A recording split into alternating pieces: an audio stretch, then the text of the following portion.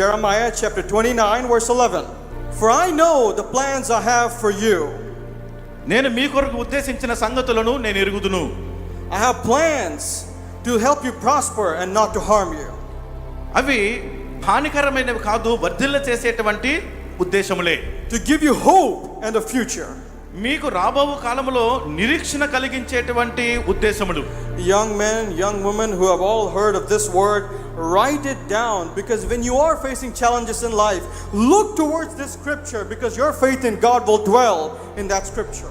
ప్రియ సహోదరుడా, సహోదరి, యవనస్తుడా, యవనస్తురాలు, ఎప్పుడైతే ఈ మాటలు మీరు వింటున్నారో వెంటనే రాసుకోండి. ఎందుకంటే మీ జీవితానికి అవసరమైనటువంటి ఆ సమస్యకు పరిష్కారము చక్కని మాటలు దేవుడు మీతో మాట్లాడుతూ ఉన్నారు. We don't need to worry when it comes to important decisions, because God knows how important they are.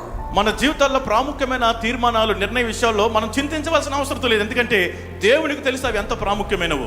When you have faith and trust in God, anything that you pray for, you will get timely answers. నువ్వు ఎప్పుడైతే యవనస్తులైనా ఎవరైనా దేవుని కొరకు పూర్ణ హృదయముతో ప్రభునందు నమ్మిక ఉంచి మనం ప్రార్థించినప్పుడు సమయానుకూలమైన జవాబులు మనం పొందుకుంటాం.